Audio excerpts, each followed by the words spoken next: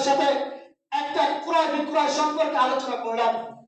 লেনদেন করব, ক্রয় বিক্রয় করব, এই সম্পর্কে আলোচনা করলাম।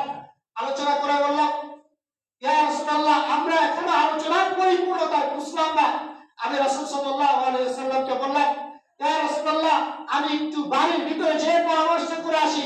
আমরা বলি না, আমাদের স্ত্রীদের সাথে আমরা পরামর্শ করি না, একটা কাজ করতে হবে যে ভাই তারা আপনার ভাবির সাথে একটু পরামর্শ করে আসি, অথবা আপনার চাষির সাথে একটু পরামর্শ করে আসি, আমরা এই কাজটা করতে যাচ্ছি, দেখি তার কি বল।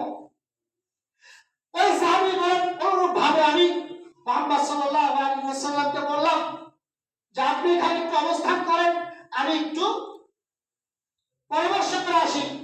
আল্লাহর কি কারিশমা, উনি যখন বাড়ির ভিতরে যান, শয়তান ওনাকে ওই ওয়াদার কথা, রাসূল সাল্লাল্লাহু আলাইহি ওয়াসাল্লামের অবস্থানের কথা জেহেন থেকে সরিয়ে দেয়।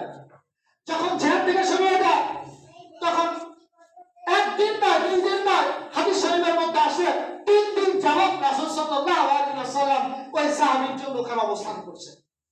ইস্তেনজা বাকি সব কাজ করে আবার ওখানে অবস্থান করছে।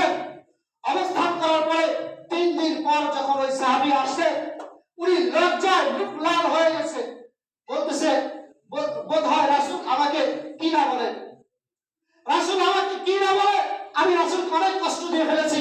উনি যখন আসে, রাসূল সাল্লাল্লাহু আলাইহি ওয়াসাল্লাম সির্ফ এতটুকু বললেন যে ভাই তুমি আমাকে অনেক কষ্ট দিয়ে ফেললে, আমি তো তোমার জন্য এখানে 3 দিন যাবত অবস্থান করছি, তুমি আমাকে অনেক কষ্ট দিয়ে ফেললে, আমি তোমার জন্য এখানে 3 দিন যাবত অবস্থান করছি। কেমন ওয়াদা রক্ষা ছিলেন। আর আমরা কি করি, আসি বোয়ালিয়া বলছি ভাই এই তো কাশনাথপুরের মোড়ে আছি, আহমদপুর রয়েছে, বোয়ালিয়া মাদ্রাসার সামনে আসি, তুই কোন জায়গায়, আমি তো হাই স্কুলের সামনে, তোর তো দেখি না, একটু পরে আসতেছে। আমাদের অবস্থা এরকম না। লাকাদ কানা লাকুম ফি রাসূলিল্লাহি উসওয়াতুন হাসানাহ, অবশ্যই আমাদের জন্য মুহাম্মদ সাল্লাল্লাহু আলাইহি ওয়াসাল্লামের জীবনের মধ্যে উত্তম আদর্শ রয়েছে।